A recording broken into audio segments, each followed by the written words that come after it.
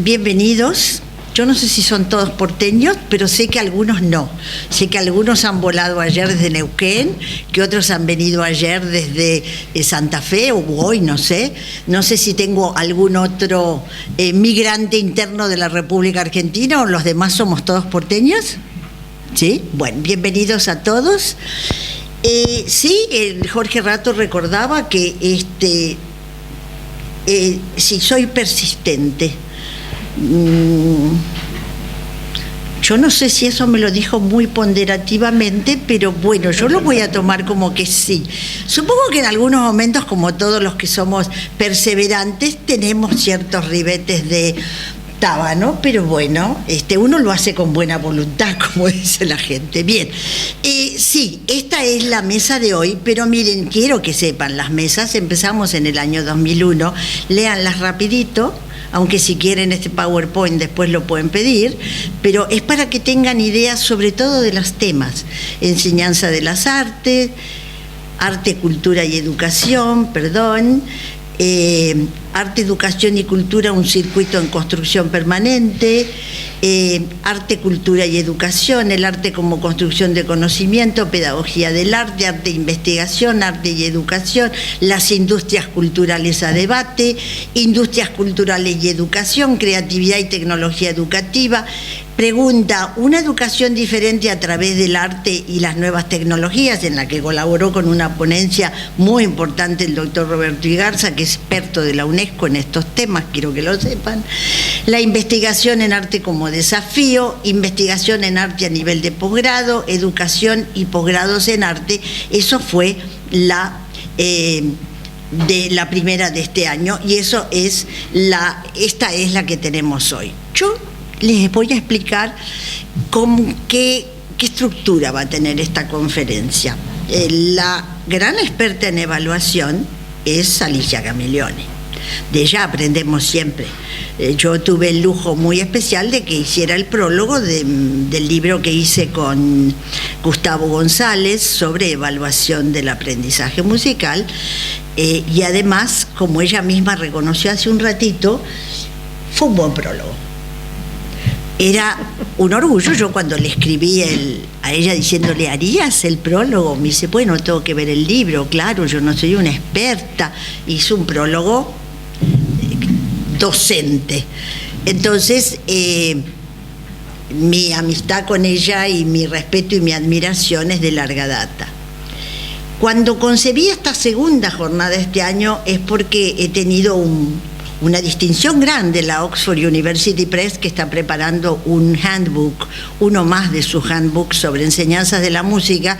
Yo ya soy autora junto con Wayne Bauman del Handbook of Philosophy in Music Education, que fue lanzado en el año 2010 y del que estamos preparando el compendio en español ahora bajo patrocinio de la Oxford.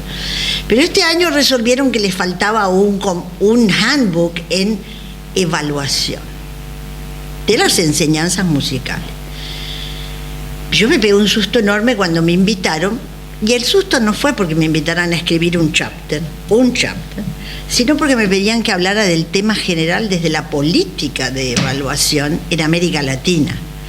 Con lo cual tomé el teléfono, en América Latina no, en Sudamérica, perdón, fueron pulcros, Sudamérica, poquito. Le sacamos Brasil porque eso lo está haciendo alguien como un estudio de caso, le sacamos toda América Central y México lo consideramos América del Norte, así que hay otro. Usted nada más que Sudamérica.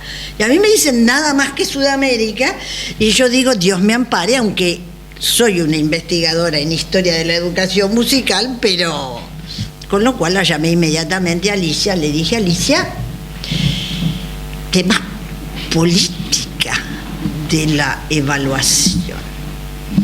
Si uno se puede meter, pero esa decantación, saben, escribir un chapter es muy lindo, pero a uno le dan 10.000 palabras nomás, y le dan un tema enorme, y entonces uno tiene que poner el ojo en donde lo tiene que poner y decir las palabras que son absolutamente exactas, precisas. No puede. Entonces le dije, bueno, hacemos una jornada y me abasteces y lo miremos el tema en general, porque tener una experta de esta envergadura, que es nuestro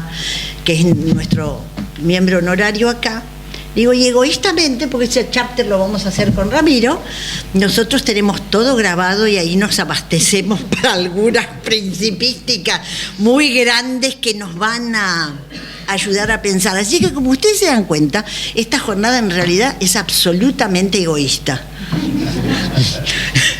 La inventé un poco. No, el tema es importantísimo, pero como que de repente lo hubiera hecho el año que viene, pero no, tenía que ser este año. Así que la vamos a escuchar a Alicia, después me van a escuchar a mí, porque ella y yo nos reunimos, me dijo, a mí me interesa mucho el tema de creatividad. Digo, bueno, yo tengo alguito hecho, lo voy a presentar, y después Ramiro nos va a hacer de respondent, discussant, como dice Alicia. Es decir, Ramiro nos va a preguntar a ella y a mí cosas que él seguramente preparó. No sé, yo le veo un montón de hojas escritas. Él no vio qué vamos a decir, ni ella ni yo. Alicia, todo el micrófono tuyo. Muchas gracias. Muchas gracias por la invitación a participar en esta jornada.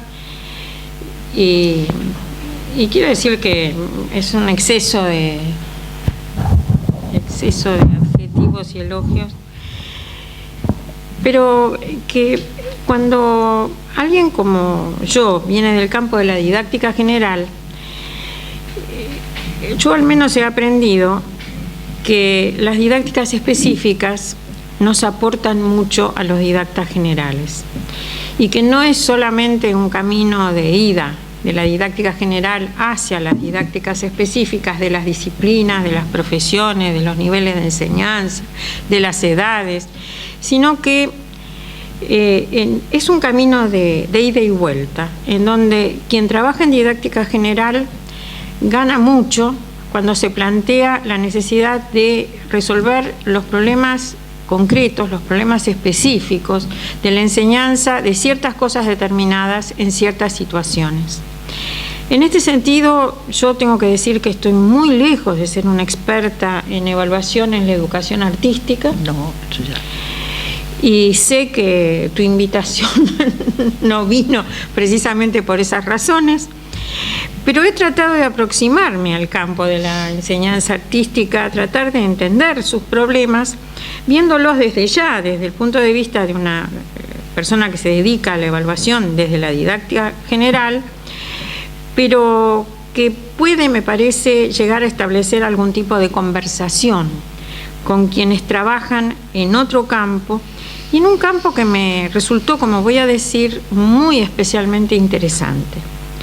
Por eso comenzaré diciendo que la evaluación de los aprendizajes en la enseñanza artística es especialmente interesante para quienes trabajamos en el campo de la teoría y la práctica de la evaluación, por cuanto constituye uno de los terrenos en los que se manifiestan con claridad ciertos problemas críticos.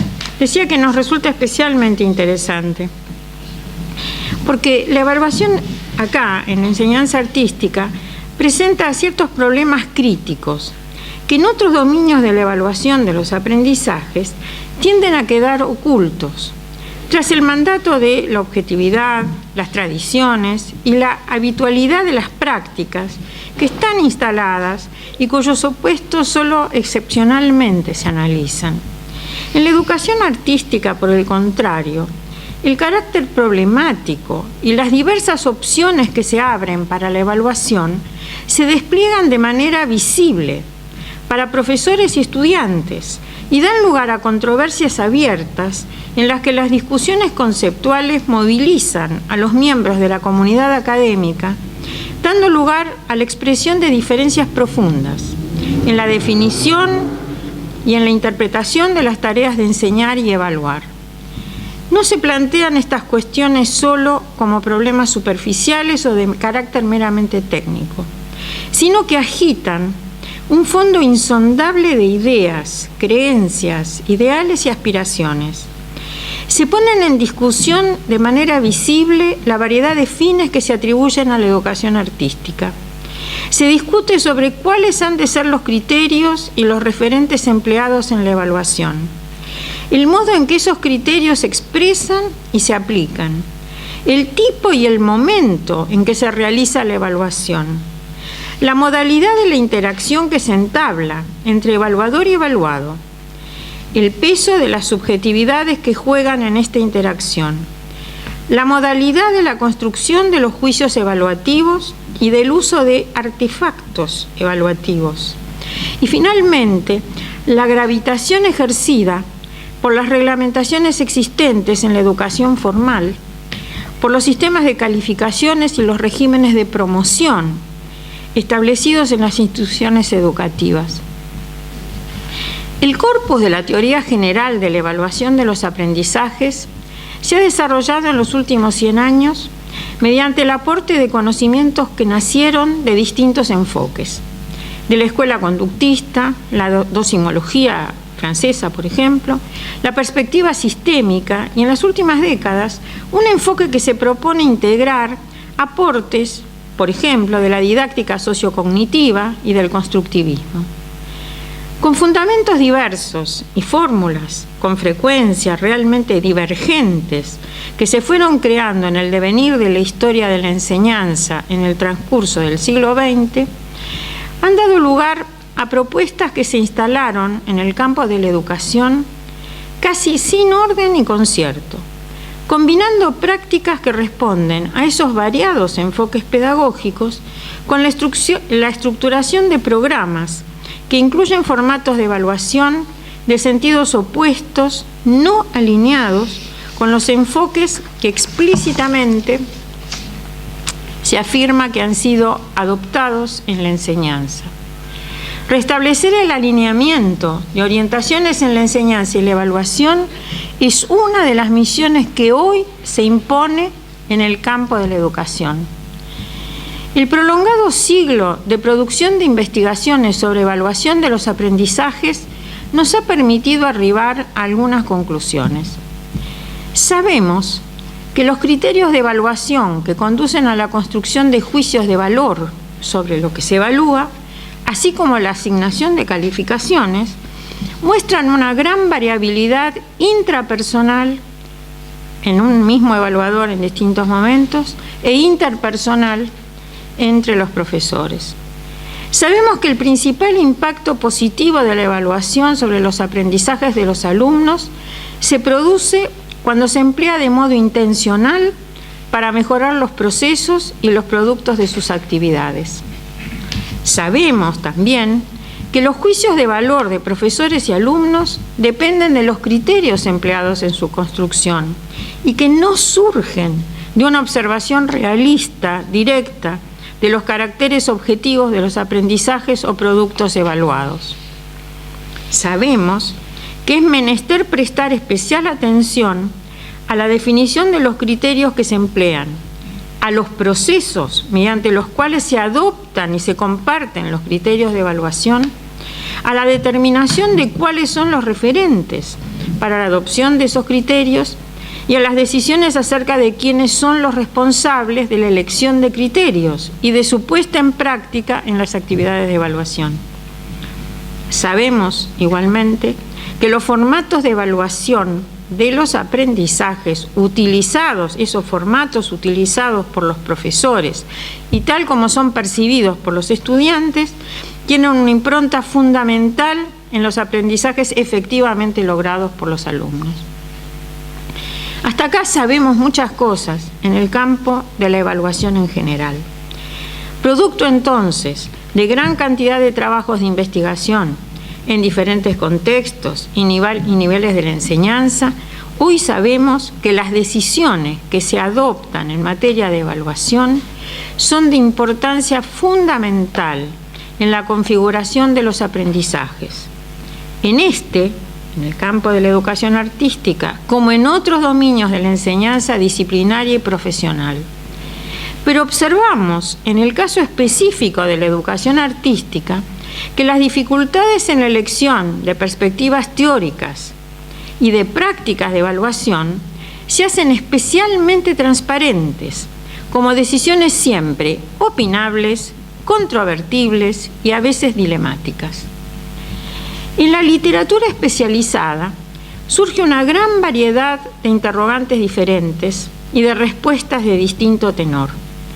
Cuestiones de base que nacen de diversas miradas estéticas y pedagógicas, o solamente estéticas, o solamente pedagógicas, o de ambas simultáneamente. Surgen de diferentes perspectivas sobre el arte y su historia, y también sobre la enseñanza del arte y las relaciones entre la enseñanza del arte y la que denominamos educación artística. ¿Educación artística en la educación formal es lo mismo que enseñanza del arte?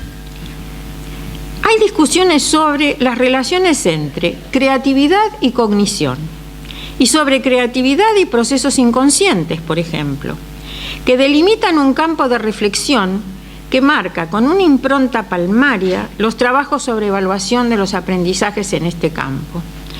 Un interrogante de base es el cuestionamiento acerca de cuáles son los principios sobre los que desarrolla su tarea el evaluador. Encuadrada en una concepción semiótica semiológica, la actividad evaluadora se asienta sobre el examen de un conjunto de signos, la representación mental del objeto estudiado y el efecto que genera esta representación mental sobre el evaluador, como sujeto que tiene el propósito de construir un juicio de valor sobre ese objeto. No se halla una única respuesta a esa pregunta, porque las concepciones del evaluador acerca de cuáles son los fines de la educación artística han variado en el curso de la historia y consecuentemente sus ideas acerca de cuáles han de ser los referentes que deberán utilizarse para definir los valores sobre los cuales asentar los juicios. Sin embargo, por detrás de esta afirmación selectiva de determinados fines, aquello que se encuentra originariamente en cuestión es la definición del objeto artístico, sus propiedades y sus valores.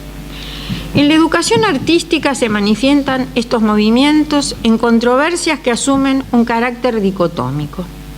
Por ejemplo, imitación versus creatividad, creatividad versus racionalismo, procesos conscientes versus procesos inconscientes, creatividad versus cognición o cognición creativa versus cognición rígidamente estructurada, tal como lo señalan, por ejemplo, Robert Sternberg o Maite Garay-Gordon-Rubin Danzalábal.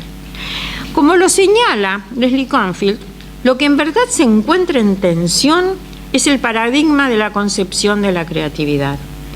Ejemplifica ella esta tensión contrastando la definición de los dos tipos de pensamiento primario y secundario de Maslow. El primero, asociado a la creatividad, el pensamiento primario, y que emerge de procesos inconscientes y espontáneos. Y el segundo, el pensamiento secundario, ligado a la disciplina y al trabajo arduo, y que es adquirido con el desarrollo de la habilidad, la paciencia y la perseverancia. El primero, el pensamiento primario, es asociado por Maslow al arte. El segundo, el pensamiento secundario, Maslow lo liga a la creatividad en la ciencia. Otro ejemplo ofrece la autora. En su origen y como reacción a la sociedad racionalista del siglo XVIII, el romanticismo descubre la fuente de la imaginación inconsciente que abre la puerta a la autoexpresión y a prácticas que operan como alternativas al realismo en el arte, orientándose a lo primitivo, a la ingenuidad, a la regresión a lo infantil. Estos dos ejemplos de dicotomías de fines, como es frecuente en el campo de las discusiones pedagógicas, en donde las dicotomías aparecen constantemente, o son dicotomías o son triángulos. Tengo que decir, tengo algunas cosas escritas sobre eso. Entonces, en este caso, se encuentran constantemente dicotomías. Y digo, son frecuentes en las discusiones pedagógicas y se enfrentan permanentemente en el terreno de la educación artística. Así lo expresa, por ejemplo, Arthur Elephant y colaboradores, que dicen, y cito, en la historia de la enseñanza del arte se han sucedido movimientos proclives a la estabilidad, el control racional y la estandarización, y otros que tendían a la fragmentación y lo efímero. Estas características opuestas, dicen Efland y sus colaboradores, estas características opuestas pueden encontrarse en diferentes propuestas curriculares de la modernidad.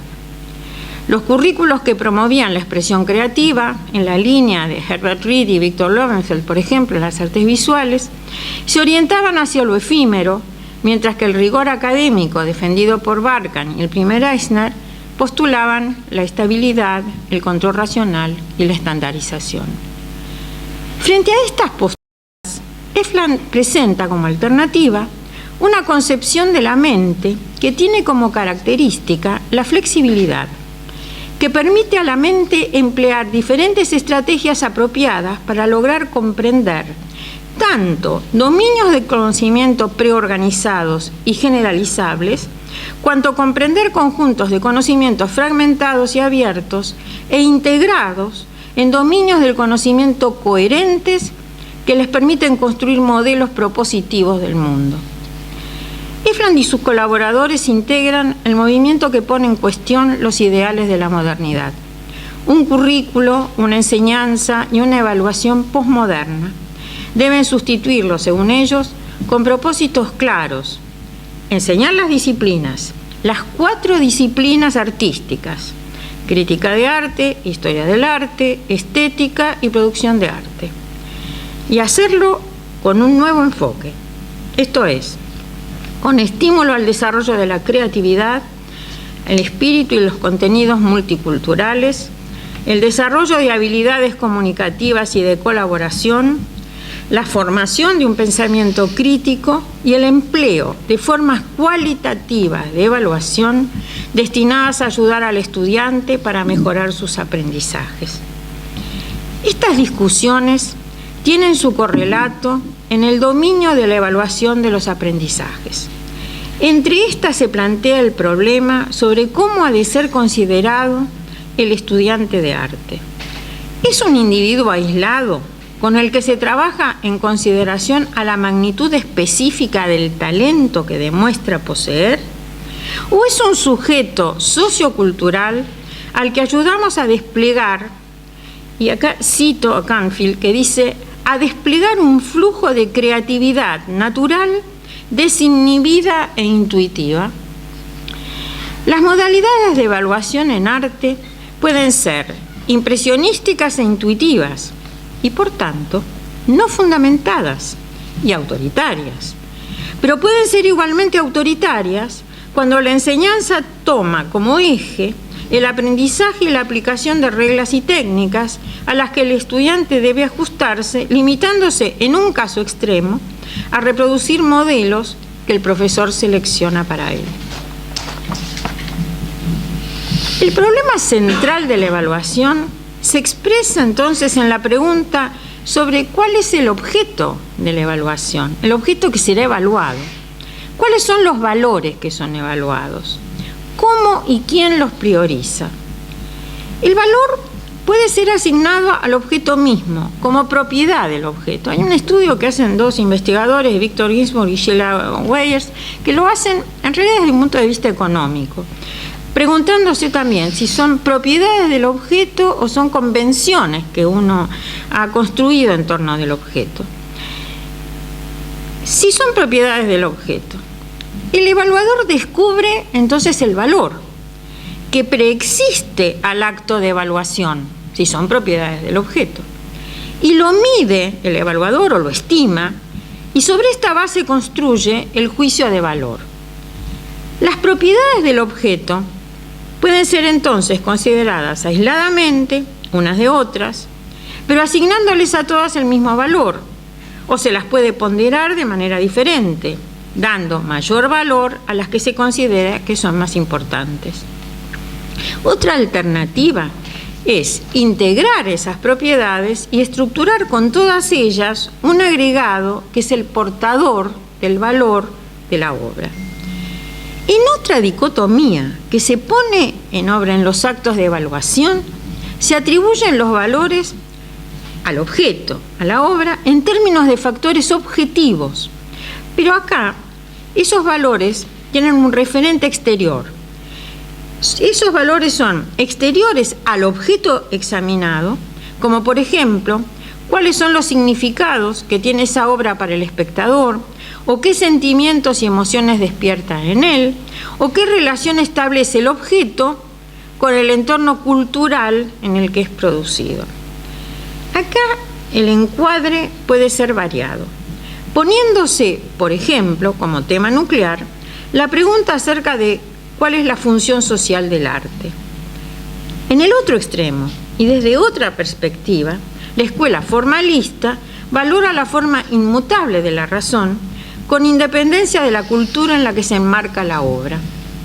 La razón se considera entonces allí objetiva, responde a las reglas de la lógica, a la belleza que es intemporal. La obra solo se expresa a sí misma, no tiene referentes exteriores. Son entonces dos criterios distintos, dos finalidades diversas, dos evaluaciones contrapuestas. Otra instancia fundamental se presenta en la tarea del evaluador. Si hasta ahora nos hemos referido a la evaluación de la obra, pondremos la atención en la evaluación de los procesos de producción, tarea que es igualmente importante y que desde un punto de vista pedagógico constituye sin duda la fuente de la que emanan las orientaciones que mayor influencia tienen en la formación del alumno. La evaluación del proceso que acompaña el trabajo del alumno constituye la matriz de formación clásica en la enseñanza artística, en todos los tiempos.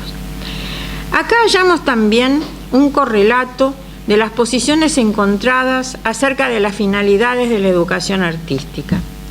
Los evaluadores observadores, durante el proceso de producción, emplean distintos esquemas para interpretar las actividades y tareas del estudiante. Esos esquemas les van a servir de principio explicativo. Algunos de esos esquemas de interpretación son los siguientes. Hablemos de uno. El observador interpreta las acciones y las intervenciones del alumno sobre el objeto en términos de un progreso deseable por etapas, una secuencia lineal de desarrollo del aprendizaje en la que el alumno, como novato, inicia de modo débil su trabajo y en los pasos sucesivos va mejorándolo, gana en conocimiento, logra una buena producción, demuestra que ha aprendido. Ese es un esquema explicativo, lo que algunos llaman el arco del aprendizaje. Otro esquema muestra a un observador que considera que el proceso que sigue el alumno en su trabajo no es lineal, está lejos de ser lineal, ni debiera serlo. No se espera que sea lineal. Presenta ensayos, rupturas, retrocesos, avances, cambios de rumbo. El alumno consolida lentamente su producción y queda o no satisfecho con ella. Duda. Un tercer esquema explicativo, diferente, se pone de manifiesto en el observador que evalúa el proceso solo en términos del producto logrado. Lo hace, por tanto, retroactivamente.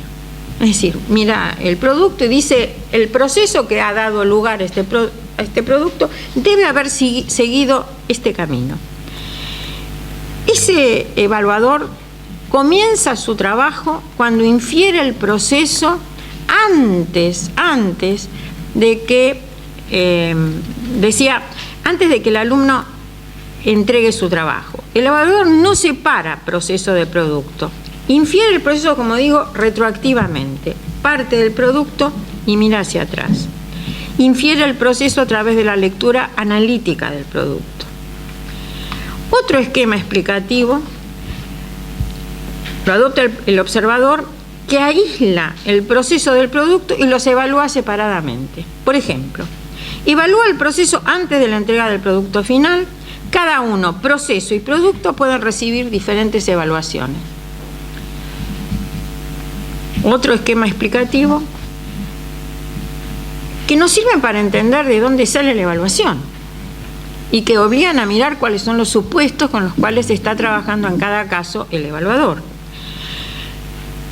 En otro caso, el observador evalúa la personalidad y el talento del alumno, sean estos considerados potenciales o manifiestos, tomando como evidencia el uso que el alumno hace de la retroalimentación, que por vía de la evaluación formativa le ha brindado el profesor. El alumno entonces es obediente a sus consejos, lo cual es positivo. El alumno es reactivo, rebelde o indiferente, lo cual es negativo, ante sus orientaciones. Su juicio depende entonces de la respuesta que el alumno logra dar y hasta qué punto integra las recomendaciones que el profesor le va entregando. Otra manera de trabajo de los evaluadores consiste también en la de aquellos que bucean en las acciones de producción del alumno y en el producto de su trabajo, procurando identificar evidencias que permitan hacer proyecciones sobre el futuro del alumno. A través de esto posee talento suficiente, está en condiciones de seguir este camino, ha elegido bien su trabajo, ha elegido bien su orientación, puede seguir adelante o no. Es una apuesta del evaluador respecto de las capacidades que puede tener el alumno para seguir su trabajo. Otro esquema explicativo es el del evaluador que busca comprender cuál es el significado de la obra como indicador de calidad. Si puede decir de la obra que se comprende, quiere decir que es positivo. Si dice que es confuso, es negativo. Se pregunta, ¿y cuál es la intención de la obra? ¿Qué quiso decir con esto? Y se espera que la obra tenga respuesta a estas preguntas. El observador también puede ocurrir que evalúe el trabajo del alumno tomando en consideración la historia escolar previa del estudiante y no limitándose a evaluar el proceso que está observando y el producto resultante, que son los objetos presentes en ese momento para la evaluación.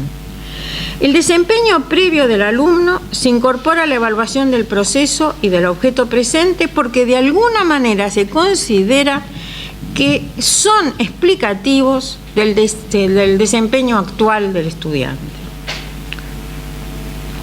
En otro caso, también se recurre, por ejemplo, a uno de los artefactos evaluativos.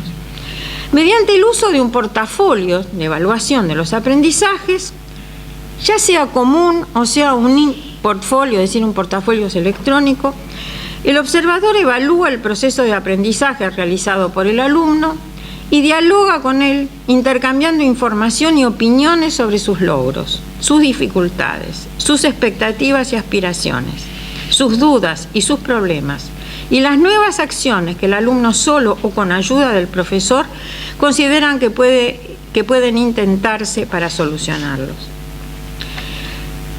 Tenemos todavía algún otro esquema explicativo y creo que los evaluadores se van reconociendo y se pueden ir reconociendo en estas posturas.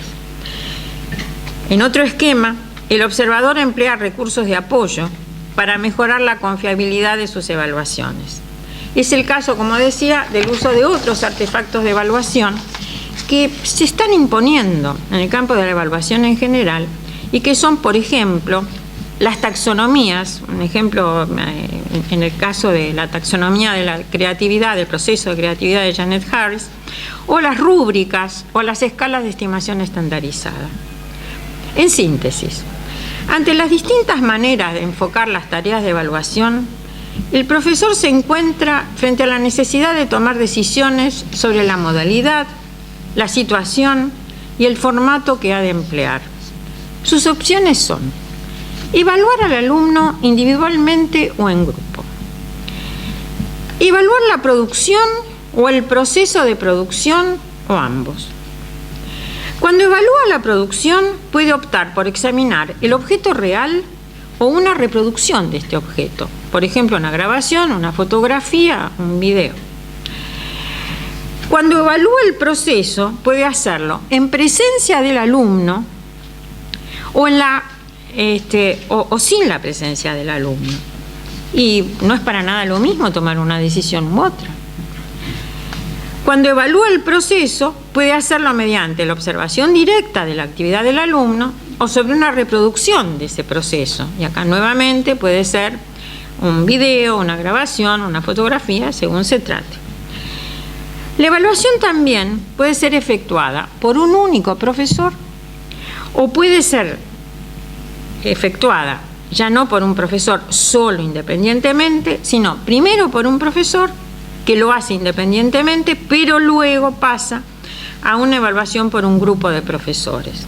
O puede hacerla directamente y desde el comienzo, un grupo de profesores en donde se ponen en juego distintas perspectivas, distintos puntos de vista.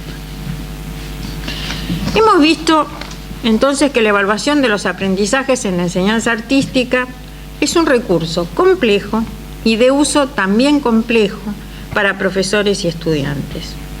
No constituye solo un dispositivo que se emplea para calificar y aprobar o desaprobar los trabajos de los alumnos.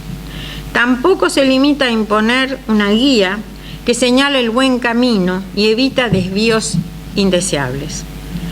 La evaluación, al igual que la enseñanza, son actividades creadoras. El profesor que enseña bien cuando abre nuevos caminos y cuando autoriza nuevas perspectivas.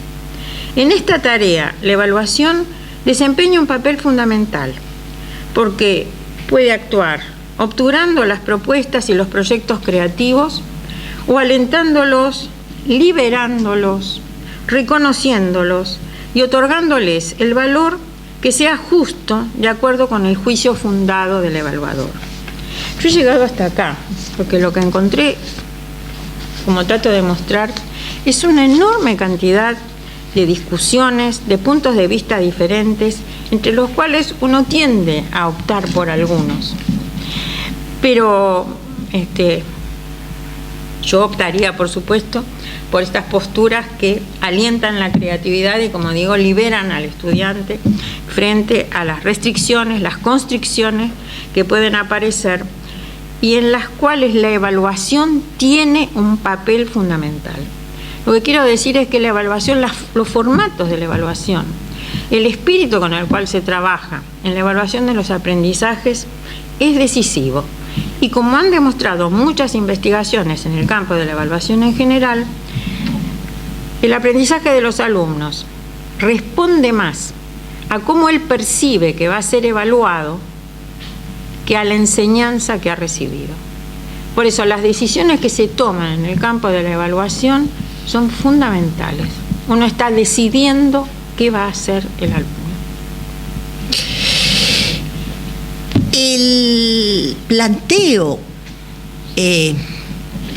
meduloso que acaba de hacer la profesora Camiglioni, si bien deja algunas de las preguntas que yo puedo tener para mi chapter pendientes, pero es simple, después le hago la pregunta y ya está. Pero lo que nos ha dejado en ese final es una afirmación que justamente he incluido el tema como uno de los puntos de este capítulo sobre evaluación en Sudamérica. Y he puesto como uno de los temas visiones académicas frente a visiones populistas. ¿Por qué? Porque si yo tengo que describir en este momento qué pasa en la evaluación de las enseñanzas artísticas, ya sea la formación profesional artística o la formación artística en el campo de la educación general, observo en América del Sur que las posiciones no son coherentes, al contrario, hay una verdadera división y una división que hasta ideológicamente es contradictoria.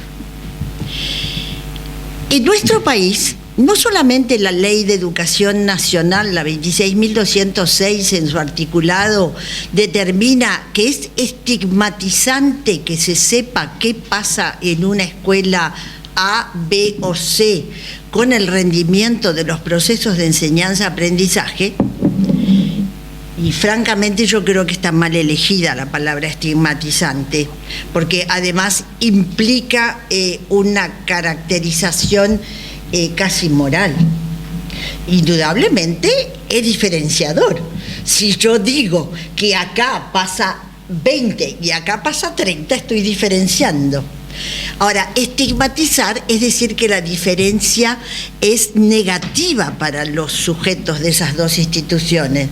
En cambio, yo creo que sepamos que alguien mide 20 y otro 30 es simplemente una información para poder operar. Es como decir más o menos que en el tanque de nafta me alcanza el combustible para llegar a Mar del Plata o no.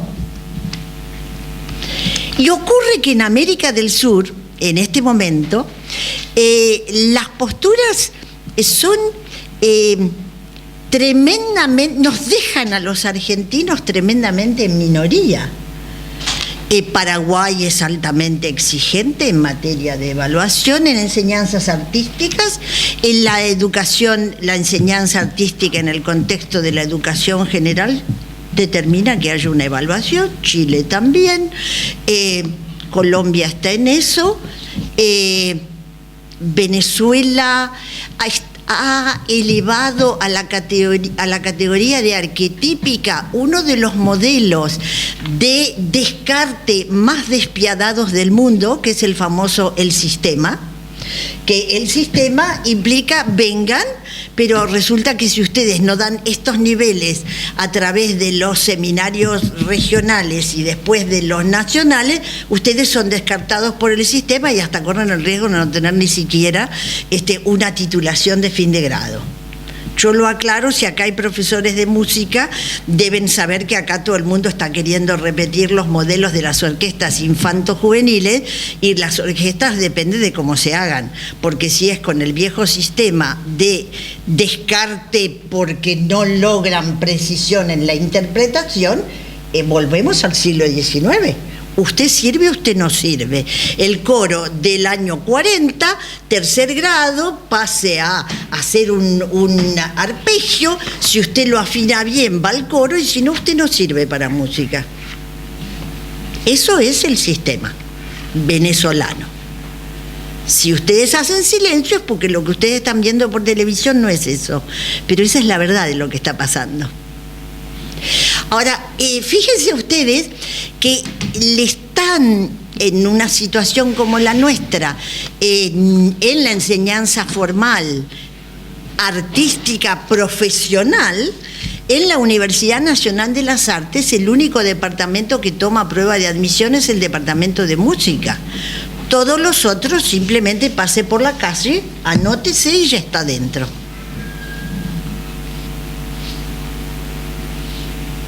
Así que no tenía más remedio que poner en un capítulo en el cual describiera, ¿no es así? ¿Este movimiento tiene ingreso? ¿Tiene ingreso con eliminatoria? ¿O tiene discriminador y que va a un curso de... ¿En el departamento de danza de la Universidad Nacional de las Artes? Gracias. Yo estaba informada por la decana del departamento de música que el único departamento que tenía prueba de admisión y que la gente que entraba era gente que si no reunía determinada base, les agradezco enormemente.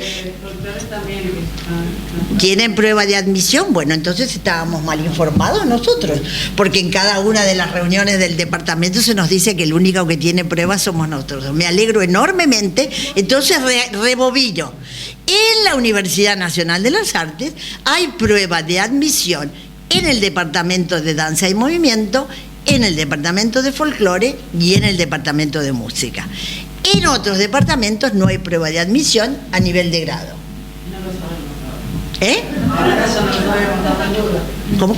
Que ahora ya no lo sabemos, estamos en duda, porque no hay nadie de plástica acá. No, ahí estoy bien en claro, porque acá ha estado sentado en la mesa el decano del departamento y no es la única carrera que está afuera, porque no es el único otro departamento que queda. No, Pero aclaremos que eso yo estoy hablando ahora, y gracias, me encanta, hemos aprendido, Ramiro. Las universidades nacionales, a nivel de grado, las facultades de arte no toman prueba de admisión. No la está tomando la Universidad de La Plata. Sí en medicina, no en música. Entonces, nosotros vamos a tener que plantearnos el tema de que vamos a tener que informar en este capítulo que hay como una polarización de lugares para la carrera profesional, estoy hablando, te voy a poner un punto y voy a cambiar a la otra, en la que sí se piensa que tiene que haber unas aptitudes o talento o niveles de desenvolvimiento de competencias que se hacen evidentes o no. Indudablemente, en los 10 años que yo dirigí el Instituto Superior de Arte del Teatro Colón, por supuesto que se tomaban pruebas de admisión y por supuesto que con candidatos 500 para la carrera de danza entraban de 20 a 22. Es la única manera en un sistema gratuito, como hace el Bolshoi o como hacen en la escuela de danza en Cuba, es la única manera de sacar a Julio Boca, a Maximiliano Guerra, es decir, ese tipo de nivel, simplemente porque desde el punto de vista de la naturaleza no todos tienen una X cantidad de aptitudes. Es lo mismo de decir que todos los que juegan al tenis van a ser Federer. No puede ser. Entonces, esta es una temática que se da en América del Sur. ¿Qué pasa en la escuela, en la formación general? Bueno, en la formación general, yo debo confesar que en mis largos años de enseñanza dentro del sistema general, en jardín, primaria y secundaria, yo no pensaba que teníamos que evaluar. Los profesores de las disciplinas artísticas teníamos una clase por semana, teníamos toda una escuela primaria, es decir que porque algunos nos dedicábamos intensamente, a fuerza de tener a los niños en primero, segundo, tercero, cuarto, quinto, sexto y séptimo, al final los conocíamos. Pero tener que poner en una escala de muy satisfactorio, satisfactorio, poco satisfactorio y nada satisfactorio, que era la que había en una época, o no satisfactorio, viéndolos una vez por semana en grupos de 40, y a veces usted tenía una hora de 40 minutos, a lo sumo tenía 3 periodos de 20, uno de 40 y uno de 20, ¿cómo hacía para individualizar?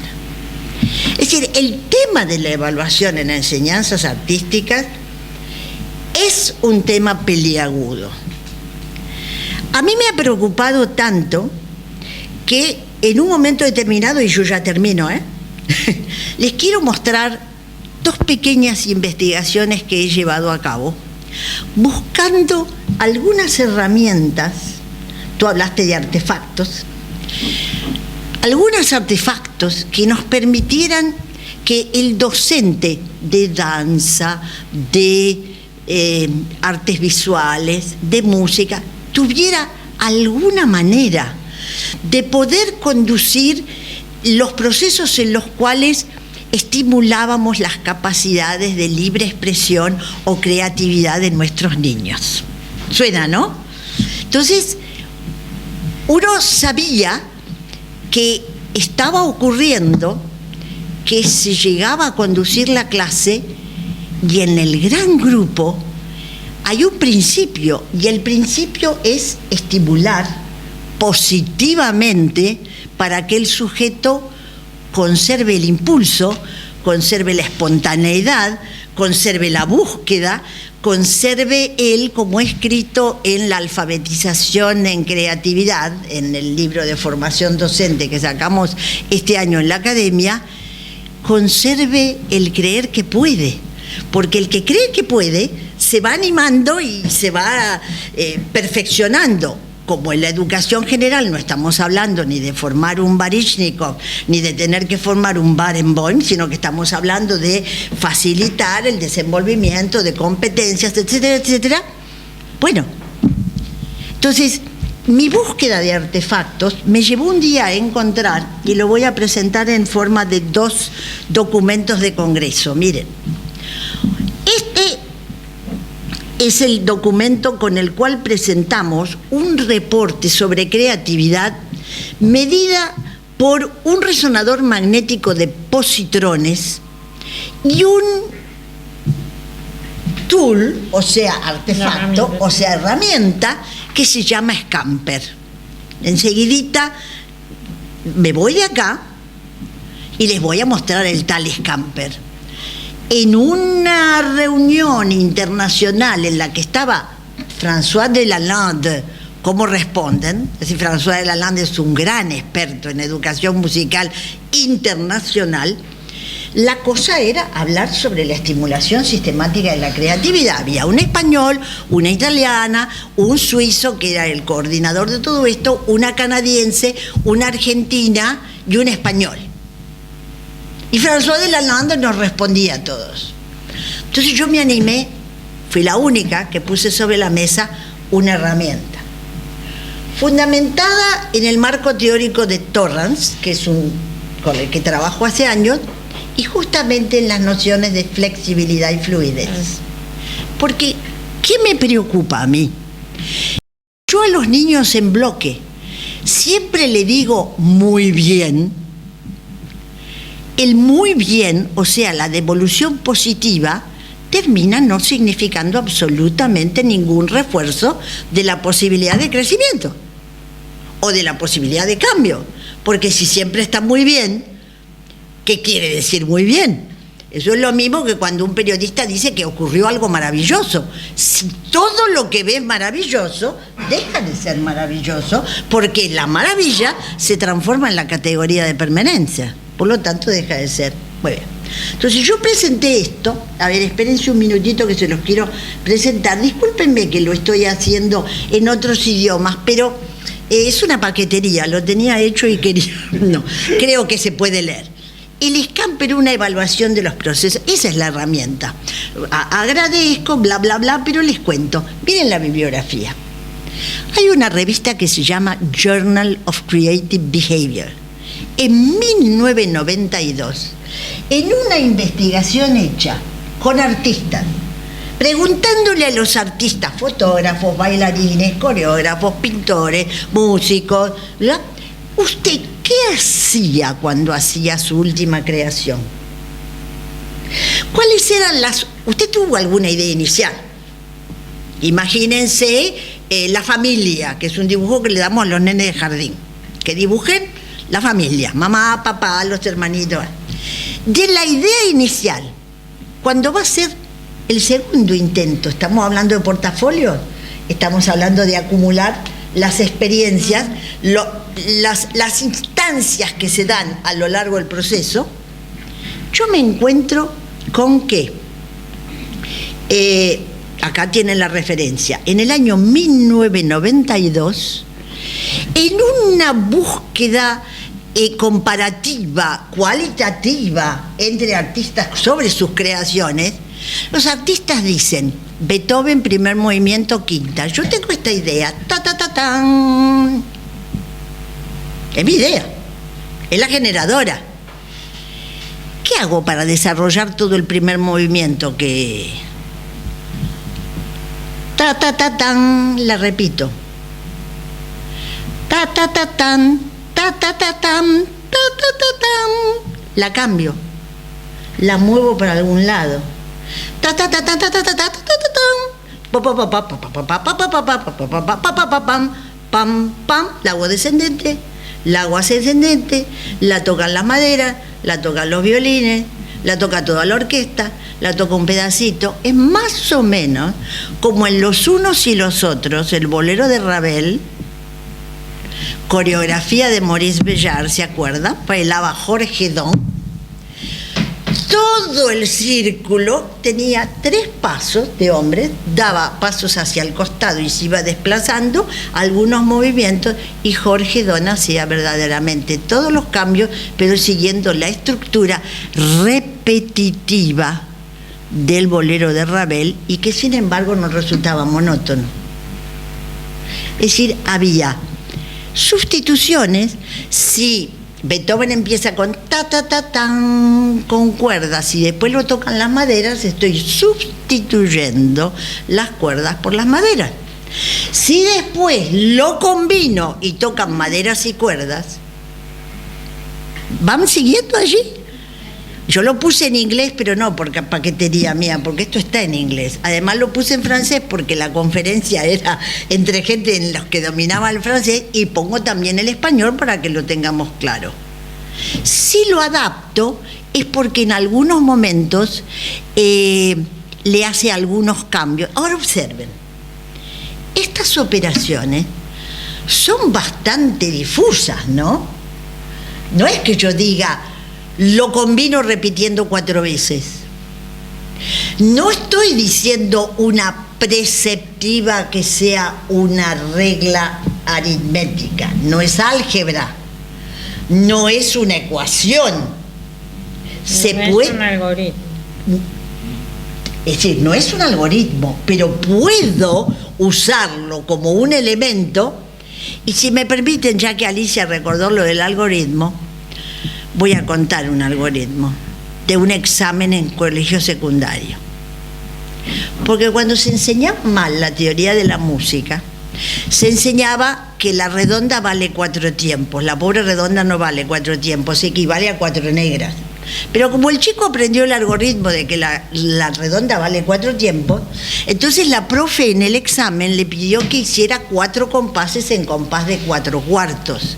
Entonces el chico en el primer compás puso una redonda, en el segundo 2 blancas, en el tercero 4 negras y en el cuarto 8 corcheas. Con los cuales ustedes se dan cuenta que hizo cualquier cosa menos música. Porque eso no es música. Si yo lo canto y lo pongo como lo ponen además los chicos, todo en el tercer espacio, canto do, do, do, do, do, do, do, do, do, do, do, do, do, do. ¿Ven que no es música? Pero así estudiamos solfeo. Ya lo sé.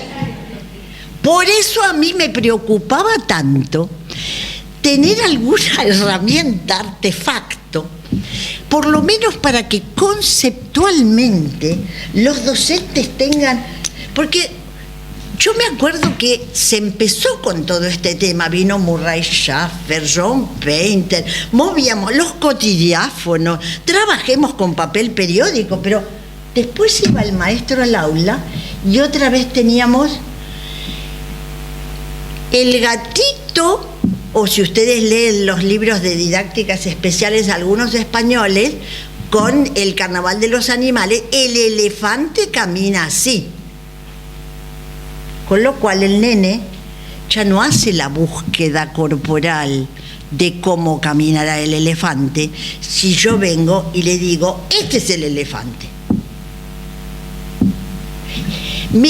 Mi problema de profesora de didáctica en los lenguajes del arte me llevó a tratar de buscar basada en el modelo Torrance. Maslow no habla, Maslow hace el planteo del que hablaba Alicia. Si lo veo a Csikszentmihalyi tampoco trabaja con esto. Del Bono tiene los artefactos de los sombreros para la imaginación, el camino lateral, sí son metáforas. Pero ¿qué hace el maestro con 40 chicos y una vez por semana en el aula? Si quiere hacer algún tipo de estimulación de la creatividad. Acá tienen flexibilidad, fluidez, elaboración, originalidad, que es pero fíjense a dónde voy. Yo voy a que a un niño le doy un patrón rítmico, pa, pa, pa, pa. Le pido que lo cambie. Y el niño dice, pi, pi, pi, pi. Pero muy bien. Has cambiado. Ahora le cambiaste la letra, no la música. Ustedes saben que esto no es nada fácil para entender si el niño es pequeño. Probablemente le tenemos que hacer un ejemplo para que entienda. Y entonces, pa, pa, pa, pa, pa, pa. Esto es Orff puro, es Jacques Dalcroze puro, pero resulta que lo enseñábamos otra vez, Si yo te digo pa, me tienes que contestar pa, porque tiene que ser simétrico. Es muy difícil el tema de estimular la creatividad. Es muy difícil el tema de que el niño comprenda las reglas sin que se transforme en que aprenda preceptivas obligatorias. Bien. Entonces, con este tipo de herramienta hemos hecho mucha investigación, tenemos bastantes resultados, hemos visto que se puede trabajar con timbres, es como con el caso de movimiento expresivo. Tengo un libro escrito sobre el tema de movimiento expresivo y rítmica corporal, sobre los objetos con los cuales trabajo, el tipo de movimientos con los cuales trabajo. Esto no va a dar reglas como las reglas del contrapunto, pero va a permitir conceptualizar posibilidades. Bien, esto llamó la atención de un colega de la academia, el doctor Leiguarda. Me dijo: a nosotros nos preocupa mucho el tema de la creatividad. ¿Habrá alguna manera de que ustedes, los músicos, nos puedan proveer? Por supuesto, cada vez que decía creatividad, yo le decía, bueno, eso que se llama creatividad, no, porque vos me tenés que decir cuáles son los chicos creativos o no. No. Yo te voy a decir quiénes han demostrado más flexibilidad en los cambios y más fluidez en la cantidad de ideas diferentes, pero no te voy a decir que son los más creativos, porque el modelo de Torrance no es el único, mira operación, pero yo puedo, fuera del resonador de positrones, puedo tomar nada menos que un grupo de 30 sujetos, trabajar por medio de ecos para que los sujetos entendieran que lo que iban a hacer adentro del resonador magnético era trabajar a partir de un patrón rítmico que se le diera y se les asignaba un tiempo para que pulsando un botoncito hicieran todos los cambios que quisieran, para después observar mientras se sacaban fotografías de esas típicas fotografías de investigaciones. Un momentito, típicas fotografías de las activaciones de los distintos sectores. Un momentito que quiero encontrar ahí está. De los distintos sectores de la corteza cerebral que se dan en el momento en el cual. ¿Y qué es lo que encontraron? Encontraron que los sujetos que eran más flexibles, o sea que cambiaban más, no pa, pi, pi, pi, sino de repente pa,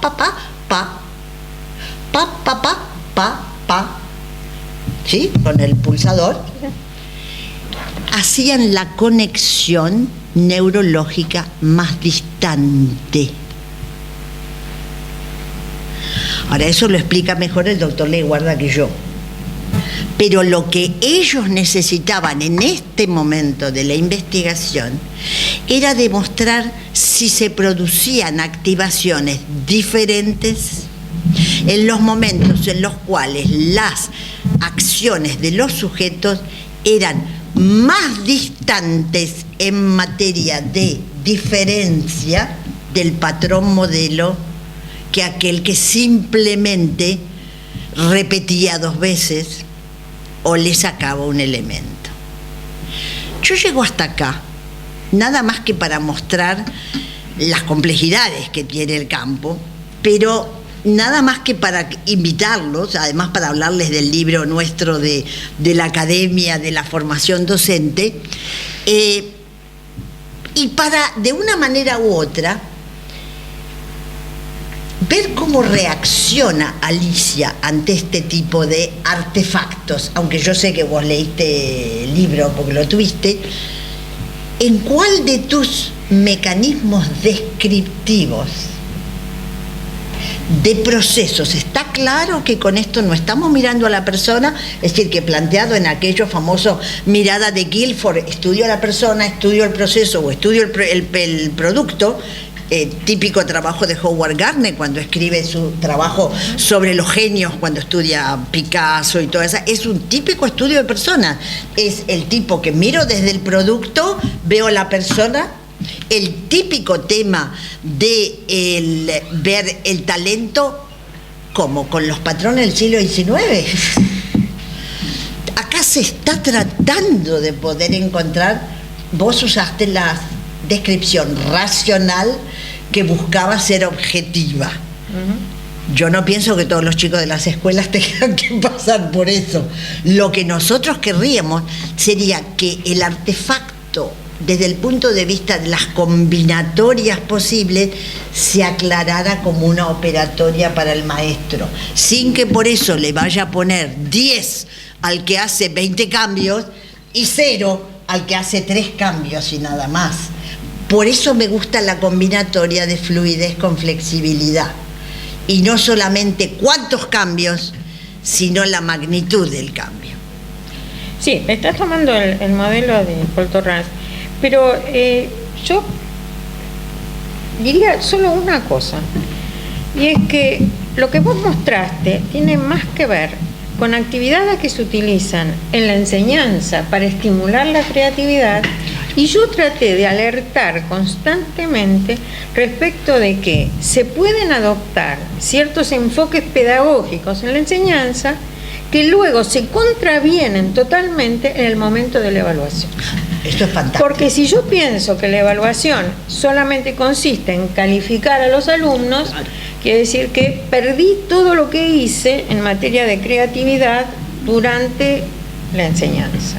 Entonces, lo que estuve diciendo continuamente, y es que lo que a nosotros nos interesa desde el punto de vista de la evaluación hoy, es alinear lo que es el enfoque pedagógico de la enseñanza con el enfoque que se utiliza en la evaluación. Traté de mostrar que, por más que a veces retóricamente se hable de la creatividad, y en muchos casos muy explícitamente, hasta la programación induce, pero después se encierra a los alumnos en el momento de la evaluación, y esa es la verdad. El momento de la verdad es la evaluación. Bien. No es la enseñanza.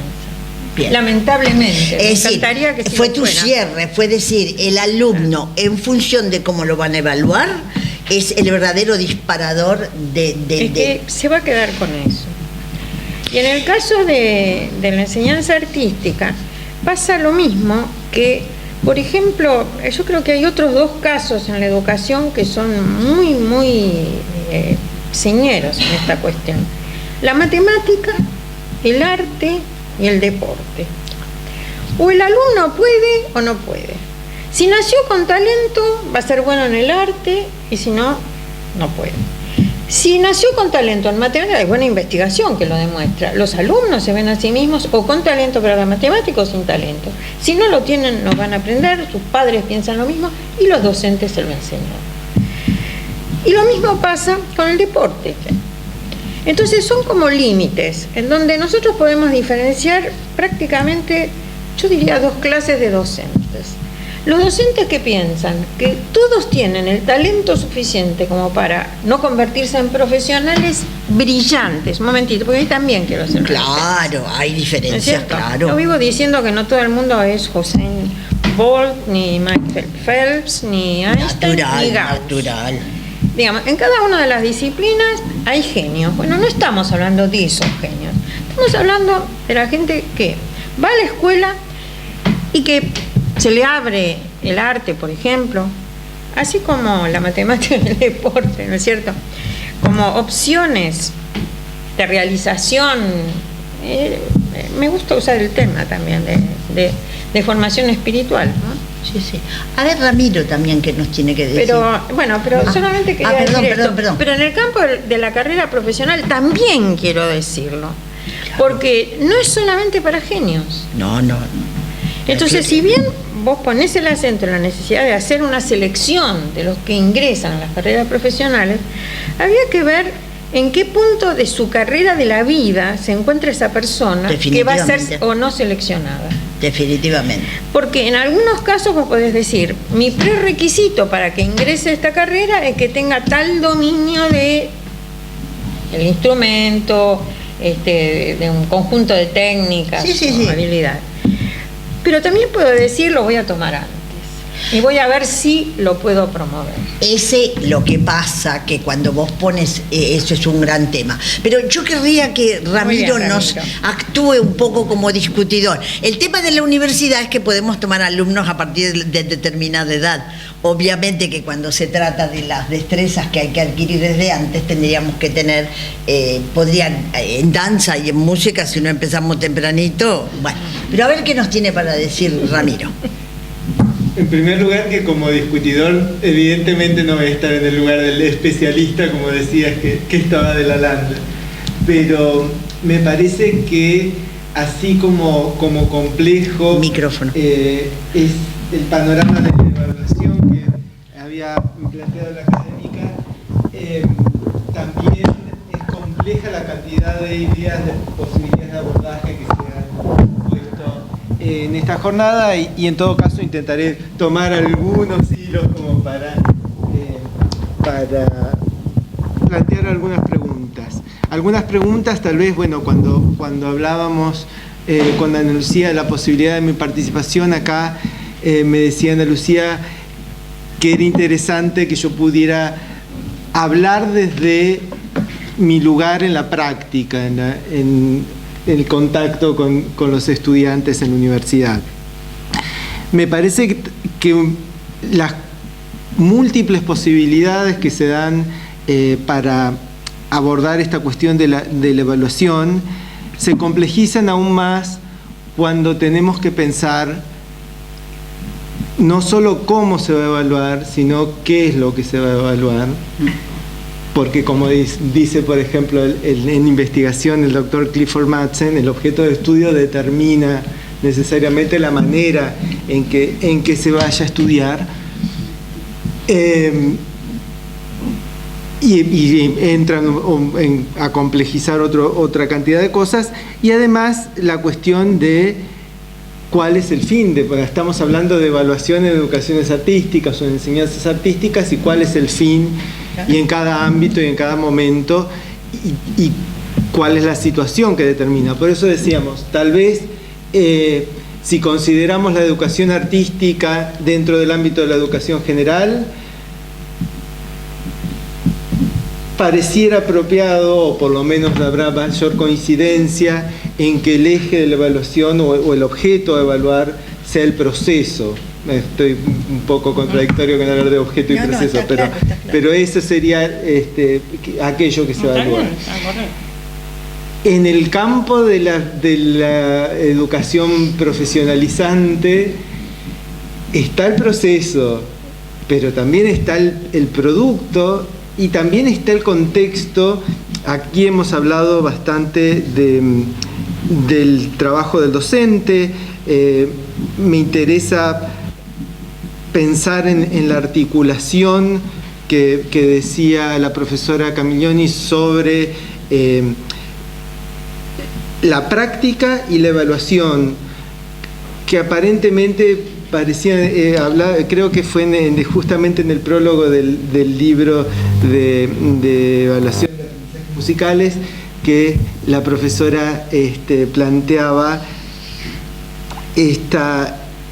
o en algún curso de docencia universitaria, creo que era, que planteaba esta concepción del proceso y de toda la interacción que hay entre el docente y el estudiante, y luego viene como algo sobreañadido de la evaluación, y la evaluación queda como algo totalmente fuera de ese proceso, ¿no? En ese sentido, bueno, yo hablo desde la música, es mi especialidad y es lo que reúne toda mi experiencia, pero tal vez, y no digo que por esto ya sea garantía de que se hace bien, pero en el trabajo de enseñanza, por ejemplo, de un instrumento musical, la relación es muy distinta, porque necesariamente, sobre todo si hablamos de enseñanza de un instrumento musical a nivel profesional, la relación es de uno a uno del docente con el estudiante. Y por lo tanto se puede plantear en términos de esta evaluación permanente. El docente tiene una referencia de lo que quiere hacer, pero en definitiva va a ir todo el tiempo evaluando si eso es lo que le funciona a ese alumno, si lo que devuelve el alumno implica que seguimos con la práctica en esta opción o en esta otra, si ese alumno va poniendo como distintas necesidades, digamos, en el proceso. Tengo una pregunta, más al revés. Sí. Se ha colocado muchas veces como situación, yo digo, las situaciones en las que uno trabaja con los alumnos son muy importantes y hay opciones de situaciones. Y yo lo que he visto es que se trabaja con los alumnos, por ejemplo, en música, en bandas, en orquestas, es decir, que no necesariamente es uno a uno. No, por supuesto que hay ámbitos, hay momentos del aprendizaje que requiere evidentemente que no sea uno a uno. A ver, perdón, voy a aclarar. Quiero decir que eso ocurre en las clases, de hecho, voy a decir, de cualquier materia, de biología, también y en una clase colectiva trabaja con los alumnos y hay momentos en donde un error cometido por un alumno necesitaría un trabajo clínico por parte del docente, claro, para saber cuál es la causa del error que está cometiendo. A ver, lo que ocurre es que las competencias para usar la terminología que se dan cuando se hace conjunto o cuando se hace un conjunto inclusive en coreografía es distinta a el hecho cuando se está haciendo barra, por ejemplo, en la cual la atención individual es al problema de destreza individual que tiene cada uno de los alumnos.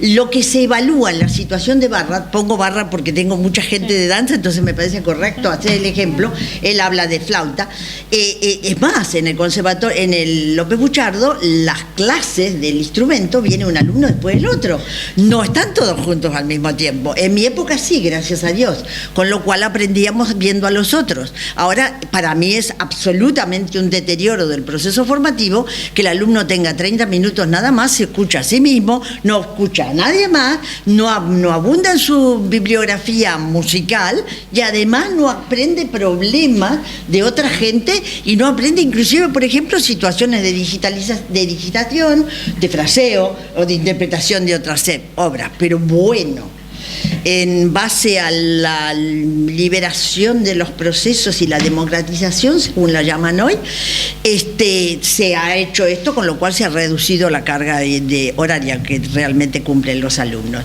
En el caso de otras actividades, las competencias que se ejercitan son otras.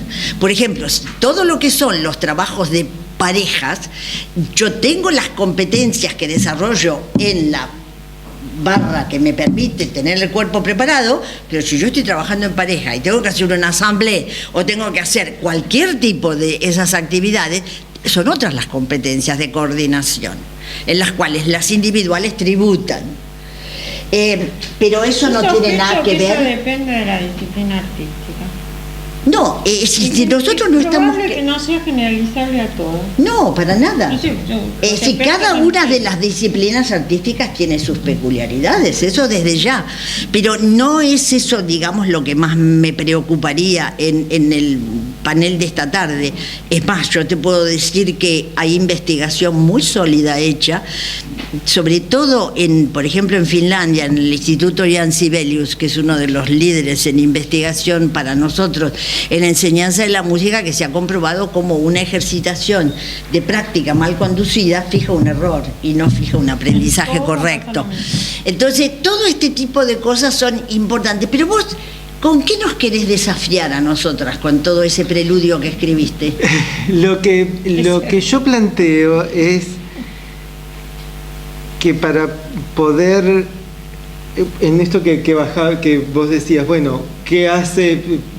Tenemos el Scamper sí, como una herramienta, el Scamper y el resonador, y después cómo llevo eso al docente, cómo lo lleva al aula, o de alguna manera, cuando he leído en otra ocasión frente a la academia que usted hablaba de las relaciones entre la investigación en educación y las prácticas de enseñanza, lo que yo veo es que hay una enorme desarticulación, ¿sí? Es que muchas veces, muy frecuentemente, no llega este resultado de la investigación a Lo que el vos estás practicante, queriendo o decir estoy es diciendo, que por la investigación se saben muchas cosas que en el aula no se están usando. eso, por un lado. Por otro lado, entonces, que hay toda esta problematización sobre lo que es la evaluación,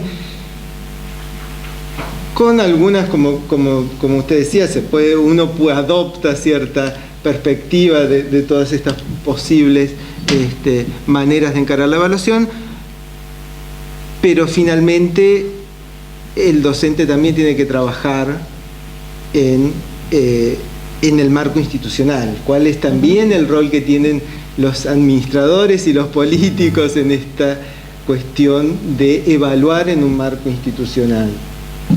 A ver, yo no lo desarrollé porque hay que decir que los temas eran muchos. Sí. Y, bueno, lo mencioné en un principio, pero no lo desarrollé, es cierto. De todas las actividades que realizan los docentes, la más reglamentada es la que tiene que ver con la evaluación. El docente recibe una escala de calificaciones, recibe un régimen de promoción, y hay un montón de cuestiones reglamentarias que intervienen en el proceso de evaluación.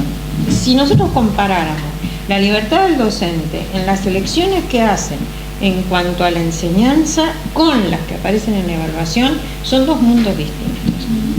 Y estoy diciendo que casi el momento de la verdad es la evaluación, con lo cual la importancia que tienen las calificaciones, por ejemplo, es determinante. Vos decías, y esto yo quiero diferenciarlo, porque yo hablé de la evaluación y no específicamente de la calificación. No siempre la evaluación tiene que contar, por ejemplo, lo que se llama evaluación formativa, más bien se recomienda que no se califique. Claro. ¿No es cierto? Casos típicos, investigaciones que se han hecho, supongamos que se le devuelve al alumno una prueba escrita y en la prueba escrita hay una calificación. Bueno, el alumno mira la calificación y guarda la prueba, Claro. mira nada más. Y el Pero error cuando no el lo profesor corrige, claro. se preocupa por los errores, él mira la nota y la guarda igual. Cuando el profesor le explica por qué está mal, trabaja más todavía. El alumno mira la nota y la guarda. Cuando el profesor le escribe cómo debiera hacer para corregir esos errores, también el alumno mira la nota y la guarda. Eso quiere decir que si uno quiere rescatar de la formación que le va dando al alumno, por ejemplo, cuando está trabajando uno a uno con él, si lo único que uno se limitara a hacer es ponerle una nota, ahí se Alcanzaba. quedó. Ahí se quedó. Sí. Bueno, lo que quiero decir es que una cosa es evaluar y otra es calificar, Sí, porque sí. no siempre cuando uno evalúa realmente está obligado a calificar. Claro. El problema es que institucionalmente sí estamos obligados. Es claro. Y ahí es que nos hacen utilizar unas escalas de calificaciones que si son numéricas, son formales, se las llama escalas numéricas formales universales, pues son iguales para evaluar cualquier cosa. Y eso supone que uno puede diferenciar un cierto número de niveles de calidad y que lo puede hacer con objetividad. Quiero decirles que las investigaciones, hay 100 años de investigación sobre este tema, que muestran que la variabilidad que hay intrapersonal, lo dije antes, es decir, en las calificaciones que un profesor pone a lo mismo en distintos momentos, así Sí, sí. como la variabilidad en Sí, las sí. calificaciones que distintos profesores ponen a sus estudiantes es enorme, y no solo con 100 años de investigación se ha demostrado que ha mejorado, sino que al contrario, la variabilidad ha aumentado. Las investigaciones se hicieron sobre montones de variables que muestran que los prejuicios son realmente algo que corroe el corazón Sí, sí. de la evaluación. Hay toda clase de prejuicios. Miren, no tenemos tiempo, pero No. yo les podría contar de todo. No. Y además- Desde que, por ejemplo, pruebas en las que se han colocado caras agradables Hombre, o caras desagradables, pero nosotros tenemos una- hombres Sí. o mujeres, buena letra o mala letra, Sí, tal cual. el orden de la lectura, Sí, o sí. una buena prueba en medio de una pila hace que las que le siguen tengan mala nota, y a la inversa, si es mala, las que le siguen tienen Sí, mala sí. nota. Sí, sí, sí, Hay sí. por Sí, en ese hay unas sentido hay investigaciones, mucho. mira, que se hicieron en Austria y en Francia, con como 30 años de diferencia, y dieron igual. Pruebas que son la misma prueba, por ejemplo, dos pruebas, esta y esta, se adjudican una a un estudiante que se dice es un estudiante muy bueno, de una familia muy buena, con muy buena formación, etcétera, etcétera, o En Francia, eso fue en Austria. Y en Francia se dijo, una familia pertenece a una familia socialmente favorecida. Esta prueba pertenece a... Sí, se describieron perfiles distintos. Historietas, ese tipo de cosas. O, en Francia, esta prueba pertenece a un chico de una familia socialmente desfavorecida. Sí. A 46 profesores en Austria les dijeron esto así. Y a otros 46 se lo dijeron así. ¿Me entienden? Sí, conozco Tenían esas que calificar investigaciones. ortografía, fondo, forma y una nota general. ¿Saben dónde fue la mayor diferencia? En ortografía. En Austria y en Francia. En ortografía. Bien, yo quisiera saber, porque acá la academia tiene un horario, tiene un horario muy estricto por razones de seguridad. Si hay alguna pregunta que quieran hacernos en este momento. Yo estoy verdaderamente fascinada por tener todo el grupo de profesores que viene, o alumnos, no sé, del departamento de nuestro departamento vecino, aunque no estén en el mismo edificio, pero de la misma universidad. Sí, usted quería hacer una pregunta. No le entiendo. ¿Qué alumna de Alicia en la facultad, la carrera de... Sabes que casi no te veo. Hola. Hoy estoy dando didáctica federal, profesorado de la Facultad de Filosofía y Letras, que tengo alumnos de arte. ¿No hay micrófono? Porque yo no le entiendo lo que dice. Didáctica de los profesorados. Sí. Me preocupa mucho esto que mencionaste, que en verdad lo que terminan mirando es la nota. Digo porque en general lo que yo planteo como un salto diferencial es la posibilidad de dar una devolución informada al estudiante. Vos decís que las investigaciones lo que dicen es que aún tomamos el trabajo de dar una devolución informada, incluso en el 1 a 1, ¿no? Que a veces demanda quizás toda una clase dedicada a la devolución. Esto, los estudios dicen que no hay impacto de esto en el aprendizaje, me preocupa. No, pero lo que pasa es que yo di un ejemplo específico, que es devolverle la prueba así. Nada más. Vos sabrás que en cuanto a evaluación formativa, la mayor primero que es el concepto estrella de la evaluación hoy, en segundo, pues, se ha demostrado que es lo que es el recurso, el dispositivo que mejora los aprendizajes, que más impacto tiene para mejorar los aprendizajes. Pero la investigación que se viene haciendo ya hace como 20 años es cómo devolverle al alumno para que efectivamente este impacto suceda, para que efectivamente lo tome y mejore el aprendizaje. Y las investigaciones que se están haciendo justamente son sobre formas de retroalimentación. La que yo di es un ejemplo, nada más. Dije, yo le devuelvo una nota, le devuelvo una hoja con un número y bueno, no importa qué más le diga.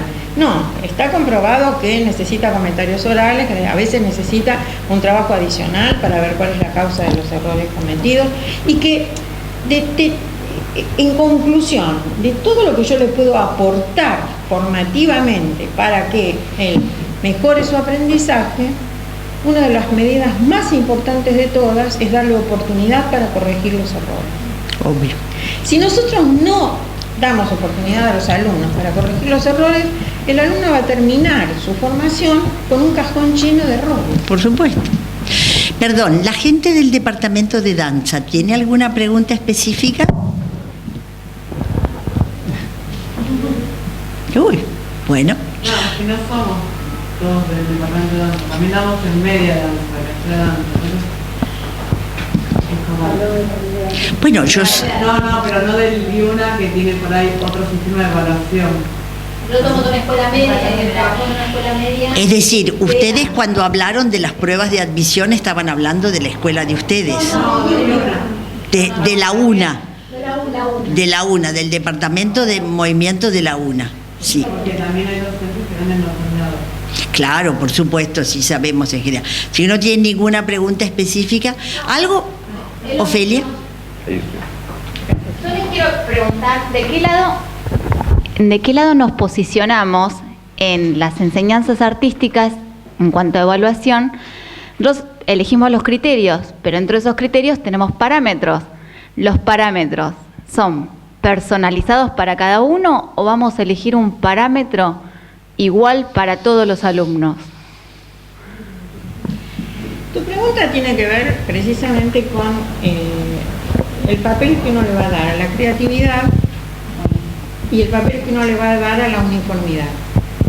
Yo traté de mostrar que esta es una cuestión en debate. Yo puedo tener mi postura y creo que la doctora Frega también Ramiro tiene su postura. Yo voto por la creatividad. Por lo tanto, si vos me preguntás esto, el uso de rúbricas uniformiza, efectivamente. Y yo creo que la enseñanza artística debiera escaparse de eso. Es cierto que para poder crear vos tenés que tener cierto dominio de técnicas y de conocimientos, pero uno tendría que saber en qué contexto, por eso insisto mucho en el contexto, en la situación, en las funciones de trabajo, se utilizan esas y se adquieren, se perfeccionan esas técnicas. Y sin el dominio técnico se llega a un punto. Bueno, Igor Stravinsky hacía esta diferenciación entre lo que él llamaba la invención y la creación, entre la posibilidad de pasar de la concepción a la realización, ¿no? Bueno, y para eso hace falta el dominio. Y para eso hace falta una técnica, prácticas. claro. Pero el poder crear el objeto, el tratar de concebir un nuevo objeto y después también plantearse cómo llevarlo a la práctica, eso es fundamental. Pero la concepción del objeto también tiene que ver con las acciones. Miren, hay algo que yo no dije, pero que realmente vale la pena considerar. Y es que las personas que tienen que actuar, cuando ven un objeto, no lo miran igual, ni lo piensan igual, no lo conciben igual, que las personas que se limitan a tratar de conocer el objeto. Hay un trabajo interesante hecho en el campo de la medicina por un señor que se llamaba Janin, en donde él compara cómo dibuja, por ejemplo, un anatomista un riñón y cómo lo dibuja un cirujano de riñón. Y son pero completamente diferentes los dibujos. Y no es que el cirujano no sepa cómo es el objeto, sino que agranda las partes de los riñones con las cuales él tiene que trabajar. Entonces, se diferencian dos clases de conocimiento del mismo objeto. Un conocimiento que se llama así, cognitivo, y un conocimiento operativo u operatorio, que tiene que ver con la acción que uno va a desarrollar en relación con ese objeto. La atención que pone, lo cual quiere decir que cuando yo estoy trabajando en educación artística y estoy tratando de producir algo, acciones u obras, mi conocimiento y mi manera de concebir el objeto no es igual que si me dedicara simplemente a tratar de conocerlo científicamente, por ejemplo. Y no es que uno sea mejor que el otro, son distintos. En uno jugó a la imaginación. Juega una imaginación que yo digo hay que liberarla. Hay que liberarla porque no está liberada. Porque de hecho la tenemos reprimida. Es todo lo contrario. Entonces, lograr mantenerla, conservarla y no reprimirla. Y no, como todos sabemos, matarla con el control lógico, sino que darle pie para que se despliegue. Ese es un campo. Y es un campo en donde la educación artística tiene muchísimo para dar. Y que solo ella va a dar. Ahora, el conocimiento cognitivo también es necesario. Y la escuela debe dar una formación completa, una formación integral. Perder esa formación en la educación artística es una pena. Y yo la perdería si la uniformizara. Entonces yo le puedo abrir la puerta a ese plan de acción propio, original, en el cual, para poder llegar a la concreción, es probable que necesite adquirir ciertas técnicas, pero al servicio de la acción, y no al servicio de una tradición, un modelo, una repetición, una imitación. No sé si... Es un tema de una enorme complejidad. Creo que lo único que llegamos a hacer esta tarde fue describir algunos de los aspectos, probablemente poner el tema sobre la mesa. Yo en lo personal aprendí algo de que tenía una información errónea, me alegro mucho de haberla aclarado. Por otra parte, además me da alegría desde el punto de vista de nuestra institución. Y le quiero agradecer enormemente a la profesora Camiglioni haber hecho esta presentación tan motivadora. Quiero que sepan que esto ha estado filmado, como dijo el doctor Rato, va a ser colgado en el canal Sarmiento, YouTube de nuestra academia.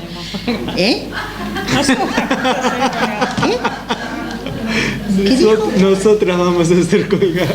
A mí hace tanto tiempo que ya no me preocupa. Yo les agradezco muchísimo a ella, le agradezco mucho a Ramiro y les agradezco muchísimo a ustedes que hayan venido. Yo creo que es muy importante que la Academia Nacional de Educación, quiero que sepan que los 2 únicos actos públicos de este año han sido las 2 jornadas de arte. No hemos bajado la guardia, creo que el tema de arte es un tema muy importante. A mí me preocupa mucho,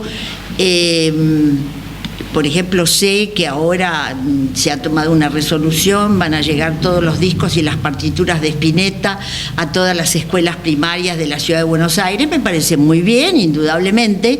Lo único que sigo pensando que la escuela primaria está sostenida por los impuestos que paga el ciudadano para que el chico aprenda lo que no sabe. Y probablemente está más cerca de Spinetta que de otro montón de cosas que no las podemos poner si no las pone la escuela.